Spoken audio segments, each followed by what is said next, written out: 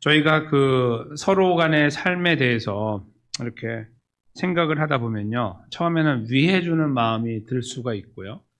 이제 상대방을 이해하다 보면. 근데 이제 잘 되어 나가는 사람을 보면은 박수를 쳐주고 이렇게 하다가 그 사람이 나와 관계가 이제 가족 간의 관계를 뛰어넘는 어떤 관계라고 하면 이제 배가 아파오기 시작하죠.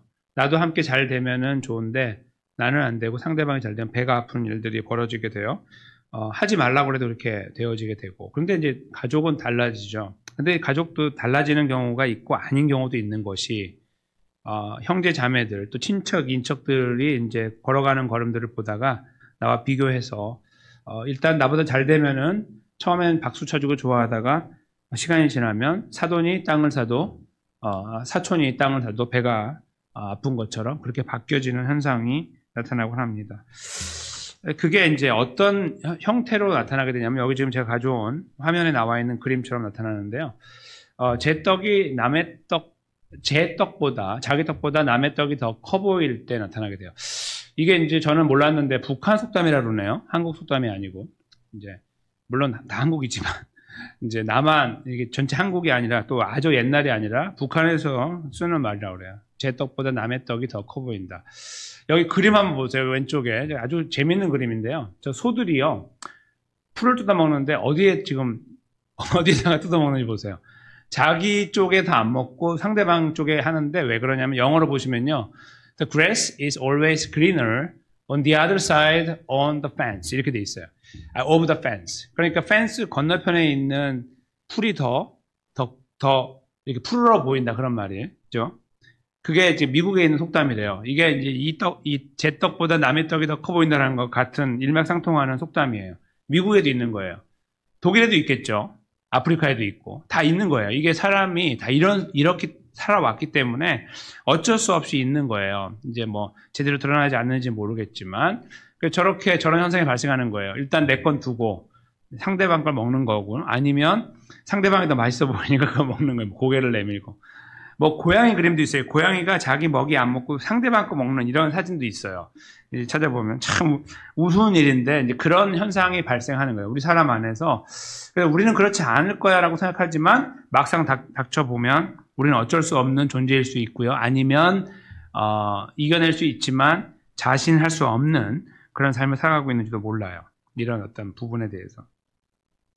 저희가 그 신명기 말씀을 쭉 살펴보다가 최근에 이제 몇 주 전쯤 되는데요. 레위인 말씀을 드린 적이 있어요. 레위인이 한 지역에서 섬기다가 다른 지역으로 가게 될 때 자기가 살다 남은 집도 짐하고 이런 거 싸가지고 가잖아요. 딱 다른 지역에 간단 말이에요. 여기 파크빌에 있다가 이제 벨레어로 갔다고 해봐요. 저 벨레어로 올라가서 이제 거기서 이제 자기를 소개하고 이제 레위인으로 사는 거예요. 근데 사람들이 이렇게 보는 거죠. 얼마 갖고 왔어? 이렇게 보는 거. 그래서 그 사람이 얼마 갖고 왔는지 보고 이 사람이 좀 살다 왔던 사람이면 이 사람은 앞으로 우리 레위인들이 생각하기를 이 레위인은 우리보다 좀 부자니까 조금만 줘도 돼. 이렇게 하지 말라고 하나님이 하셨어요. 그거 기억하시죠? 똑같이 주라고. 그 사람이 얼마 갖고 오건 네가 상관할 바 아니니까 그냥 알아서 똑같이 주라 이거야. 그렇게 하나님 말씀하신 거 기억하시죠? 그 내용하고 이제 그거는 이제 그 레위인에 대해서 굉장히 중요한 말씀을 하신 거고 오늘은 어떤 거냐면요. 개인과 지파 이야기예요. 그러니까 일반 사람들 이야기예요. 그때는 리더, 레위인의 이야기고 이제는 일반 사람들의 이야기인데 오늘 여기는 딱 한 절로 이게 구성이 돼 있어요. 이제 히브리어를 보면 딱 한 절만 딱 하나의 덩어리예요. 이게 뒤로 연결되지 않고 있어요. 그래서 한 절만 갖고 온 건데요. 깊이 생각해 볼 부분이 여기 드러나고 있어요. 이제 그거 잠깐 보시면 내 하나님 여호와께서 이제 하나님이 주어예요. 내게 주어 차지하게 하는 땅. 그러니까 땅을 주시는 거예요. 저쪽 건너편에. 그러면 내 소유가 된 기업이에요. 그러니까 저희 가서 이제 땅을 나누잖아요. 저희가 지금 여호수아를 통해서 계속 보고 있는 것처럼 땅을 막 나누고 있는데 그 나누어진 그 땅을 말하죠. 그러니까 주어는 하나님이다. 그걸 기억하시면서 보시면 돼요. 주어는 하나님이고 이제 두 번째 주어는 지파나 사람들인데 거기 가서 땅을 차지하게 되는 상황이에요. 근데 조상이 정한 내 이웃의 경계표라는 거죠. 저희가 지금 바로 앞에 지난주에 저희가 봤던 것처럼 조상이 정하는 게 아니에요. 그 땅은 조상이 제비는 뽑지만 위에서 그러나 제비 뽑지만 그 정하는 존재는 하나님이다 하는 것을 저희가 계속 읽어왔어요. 지난주 특별히 그랬잖아요. 순서도 다 뒤바꿔 버리면서 하나님이 정하셨던 거. 그래서 여기서 말하는 조상이 정한 내 이웃의 경계표라는 것은 그들이 뽑은 건 맞는데 실제적으로 이 일을 한 분은 저 주어, 제일 위로 올라가면 주어가 보이죠? 내 하나님 여호와께서 한 거예요. 그래서 하나님께서 정하신 경계표라는 뜻이 담겨 있는 거죠. 그것을 옮기지 말아라 이렇게 쓰고 계시는 거예요. 이렇게 해서 사실은 서로 지파 간에 자기 땅을 서로 보호해주고 지켜주는 방법으로 삼아 놓으신 거예요. 왜요? 사람들은 이렇게 안 하니까. 사람들이 이렇게 안 사니까 미리 아신 하나님께서 이렇게 정하도록 하셨다. 그것이 오늘 본문의 내용입니다. 하나님께서 하셨다는 것을 놓고 먼저 생각한다면 내 이웃의 경계표를 옮기지 말라는 말씀에 순종한다는 말은 다른 말로 바꾸면 하나님께 순종한다는 말이 되는 거예요. 그러니까 저 말씀을 지킨다는 말은 상대방을 지켜주는 것도 맞지만 하나님을 지켜드리는 거예요. 하나님의 존재를 인정해드리고 저희가 성경에 쓰는 표현 중에 경외라는 말, 제가 계속 말씀드리지만 그것은 인정이라는 말하고 같은 말이에요. 하나님을 인정하기 때문에 두려워하는 거예요. 하나님이 세상을 만드셨다는 거, 모든 걸 주관한다는 걸 인정하니까 두려운 거예요. 같은 단어예요. 그래서 같은 의미가 있는 거죠. 계속 성경에 흐르고 있는 정신이기도 한데 여기서 내 이웃의 경계표를 옮기지 않음으로 하여 그걸 지킬 수 있는 거예요. 근데 이 말씀이요. 여기만 있는 것이 아니라 잠언에도 이 말씀이 나오는데 재밌어요. 잠깐 보시면요. 두 가지 말씀을 제가 여기다가 기록을 해놨어요. 예, 그렇죠? 22장 28절하고 23장 1절인데요. 잠언에 잠깐 앞에 보시면요. 내 선조가 세운 옛 지계석을 옮기지 말지니라. 성경을 번역하면서 한국말이 같은 단어가 바뀌는 경우가 생겨요. 이거는 이제 어쩔 수 없는 현상이에요. 너무 방대하기 때문에 이것을 요즘에는 이제 요즘 번역할 때 그렇게 안 해요. 다 통일하는데 옛날에 이런 게 가끔씩 생겨요. 여기서 지계석이라는 말은 경계석, 경계표하고 같은 말이에요. 원래 히브리어는. 그러니까 원래 같은 말이다 보면서 읽으면 내 선조가 세운 옛 지계석. 경계표, 경계석, 오늘 표현에 나와 있는 거하고 같은 말이에요. 그렇죠? 하지 말라는 것을 잠언에 넣어주셨어요. 소위 지혜서라고 하는 잠언에 하나님의 백성이 그것을 반드시 지켜야 된다는 것을 담아내고 있는 것인데요. 더 중요한 것은 한 번 더 나온다는 거예요. 23장 10절에. 이게 더 의미가 있어요. 잘 보세요. 옛 지계석을 옮기지 말며, 먼저 이제 그 나왔잖아요. 앞부분은 똑같은데요. 뒤에 나오는 말씀을 잘 보세요. 고아들의 밭을 침범하지 말지어다. 요즘에 가끔씩 나타나는 현상 중에 저거 있잖아요. 주식 투자 하는 사람들 중에 소액 투자자들을 개미라고 부르죠. 그래서 저는 잘 모르는데 이제 뉴스 기사 같은 걸 봤을 때 제가 이해한 바는 그래요. 개미라고 부르는데 개미들이 한 번에 먹히는 경우가 있어요. 막 죽거나. 왜냐하면은 위에서 큰 흐름들을 바꾸는 거예요. 갑자기 주식을 다 한꺼번에 사들여가지고 값을 폭락시키거나 아니면 위에 폭등시키는 거죠. 자기 거 폭등시키고 상대방을 주저앉혀가지고 거기 있는 소액 투자자들이 다 망하게 하는 일, 이런 것들이 벌어져서 중범죄로 다스려요. 한국에서나 미국에서나 중범죄예요. 이거는 펠로니. 그러니까 그냥 대충 넘어가는 게 아니라 중범죄로 감옥에 가는 거예요. 돈 몇 푼으로 해결하는 게 아니라 징역에 들어가는 그런 형벌을 내려요. 굉장히 중요한 거거든요. 사회를 망치는 거기 때문에. 근데 잘 보세요. 거기에서요. 움직이는 손은 다 돈이 있는 사람들이에요. 하나님께서 이것을 알고 계신 거예요. 저기에서요. 지계석을, 경계석을 옮기는 사람들이 무슨 일을 하는 거냐면요. 보편적으로 가진 자들이 하는 거예요. 가진 자들이. 행정을 움직이는 사람들. 이걸 움직일 수 있는 사람들은 아무나 못 하잖아요. 여기 세워놓은 걸 누가 옮겨요? 힘이 있어야 돼요. 권력이 있어야 돼요. 그렇죠? 그런 사람들이 옮기는 거예요. 자기가 원하는 만큼 옮겨서 할 때에 손해보는 사람은 고아들이에요.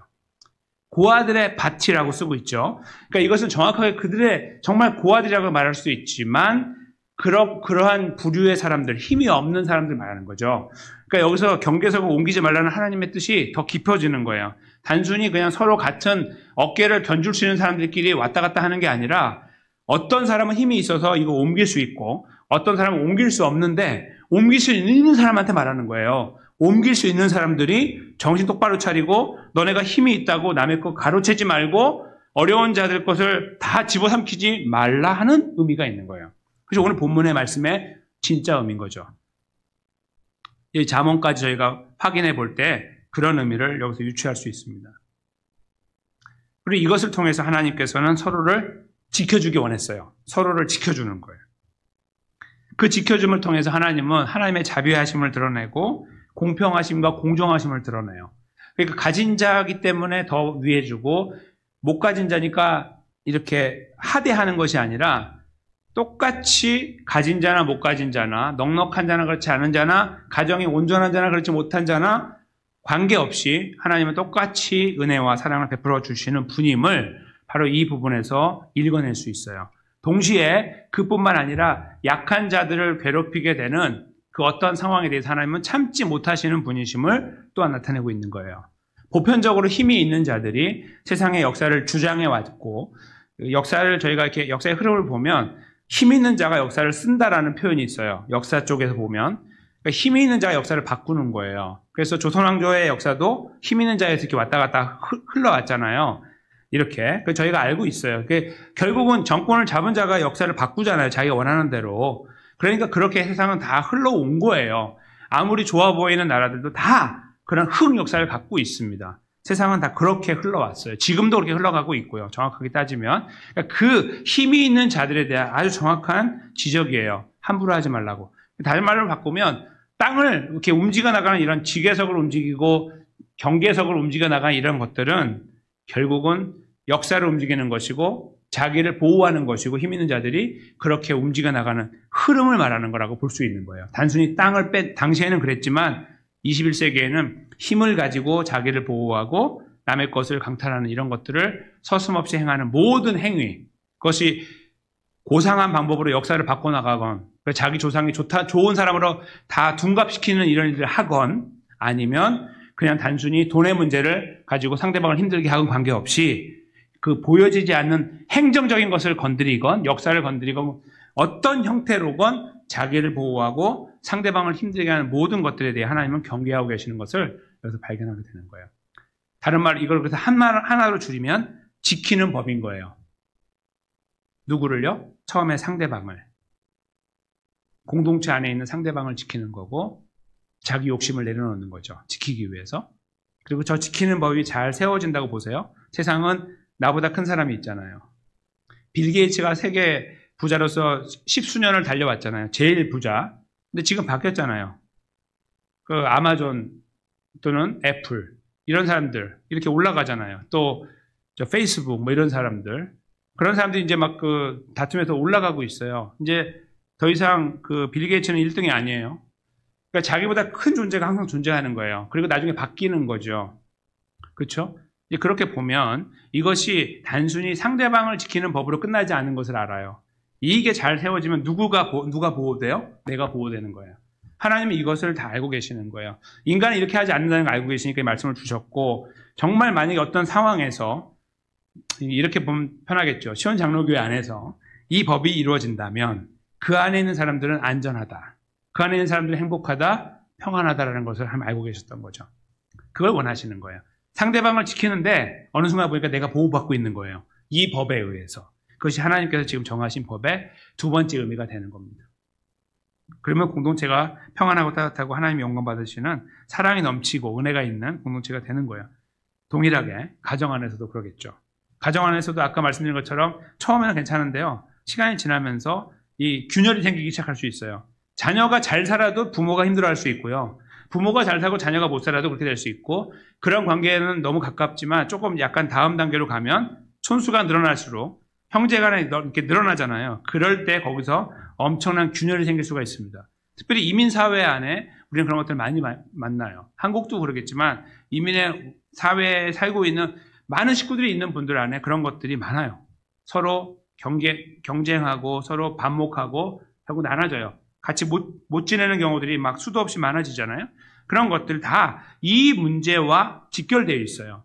결국 우리 자신이 완전히 내려놓고 아무것도 없는 것처럼 다 했을 때 비로소 해결되기 시작해요.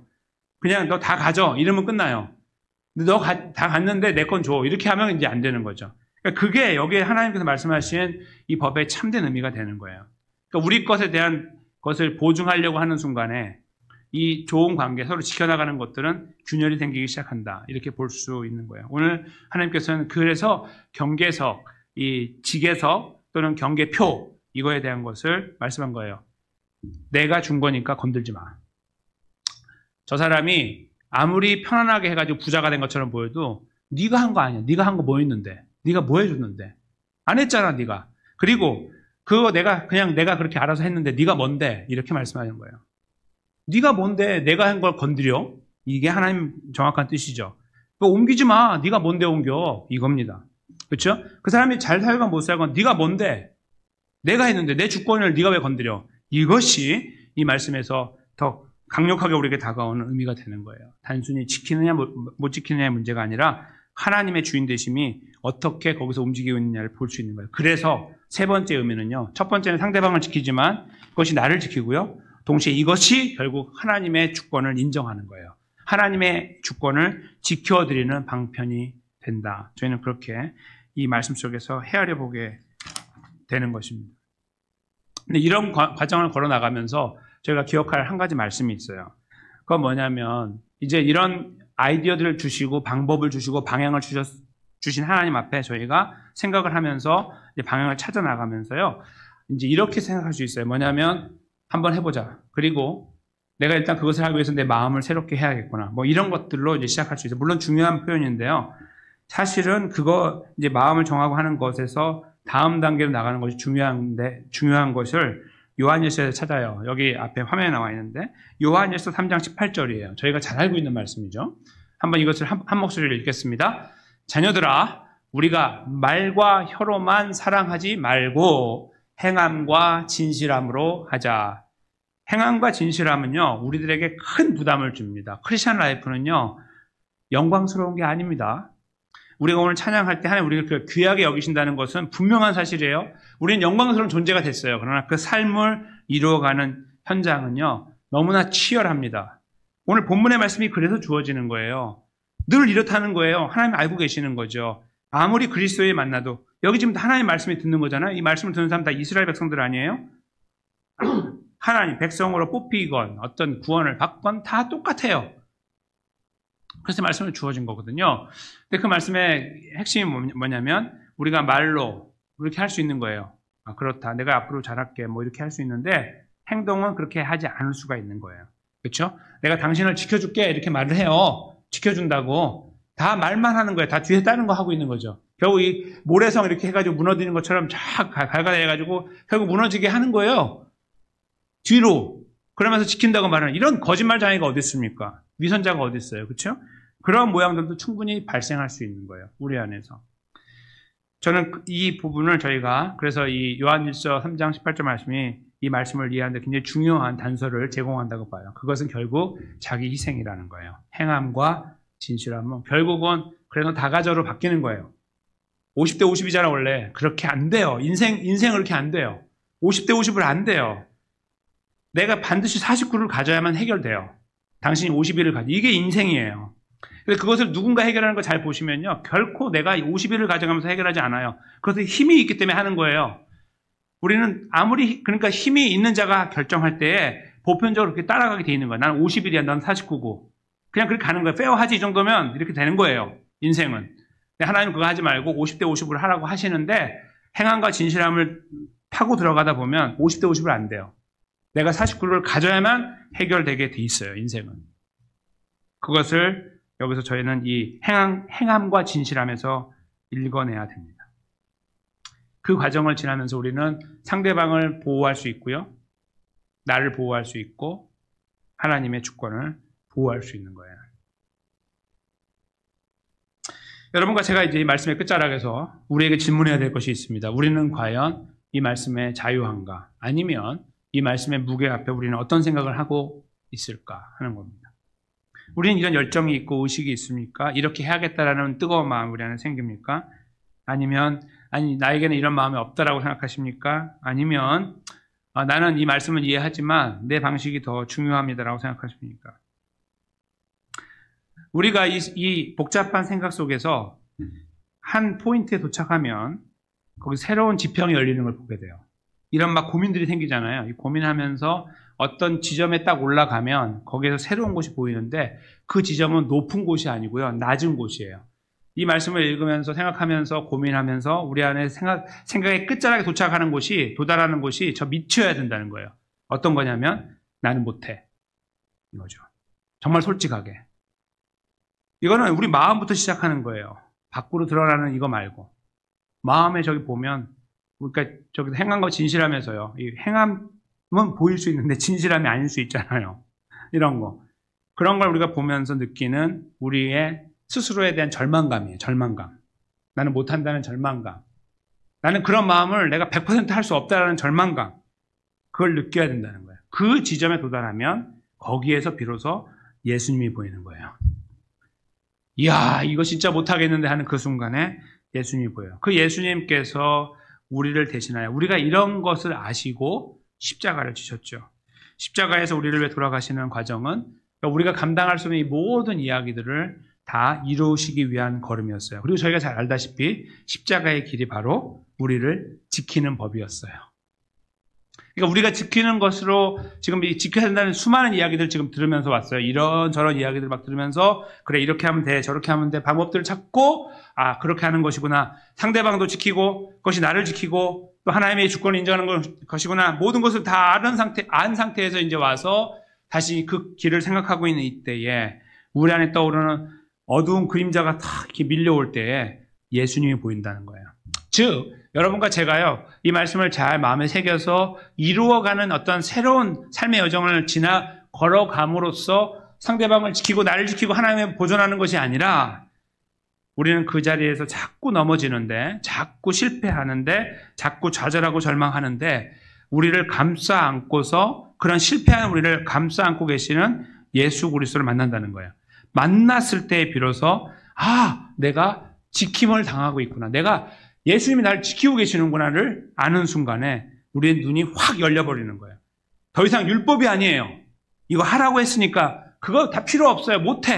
못하고 이걸로 우리는 안 돼요. 그걸 아는데 예수님이 나를 부여잡고 계시는 거예요. 내가 여기서 막 칼을 들고서 막 상대방을 찌르려고 하고 주님 이건 나한테 너무 억울한 일이에요 라고 계속 내 하소연을 막 던지고 있는 그때에 나를 와락 끌어안고 계시는 예수님을 만나는 거죠. 내가 너를 지키고 있다. 이렇게 말씀하시는 예수님 만나는 거예요. 그때 저에 대해 생각은 갑자기 바뀌게 됩니다. 예수님 십자가 때문이구나.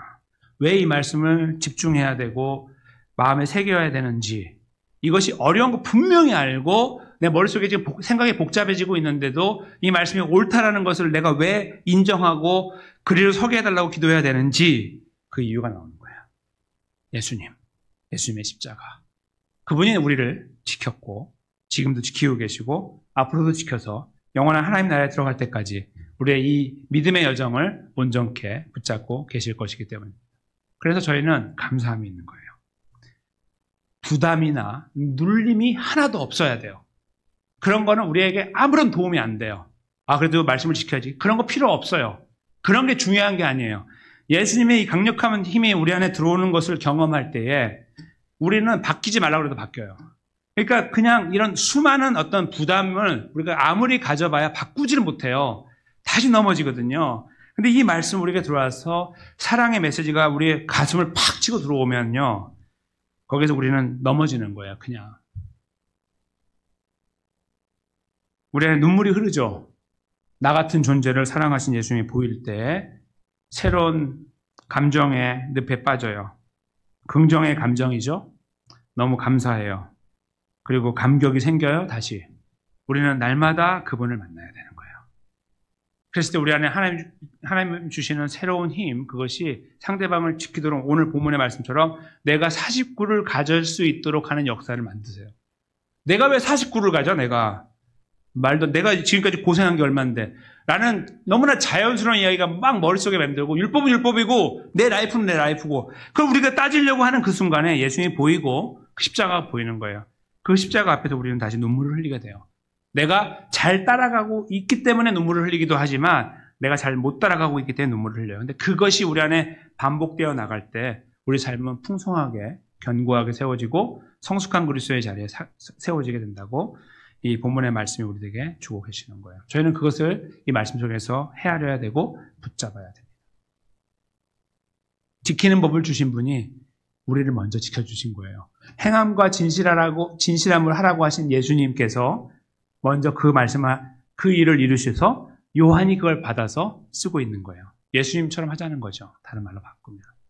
그것이 여러분과 제 안에 다시 한번 우리들의 생각과 마음과 행동을 새롭게 만드는 놀라운 변화의 출발점이 되기 원하고 에너지가 되기 원합니다.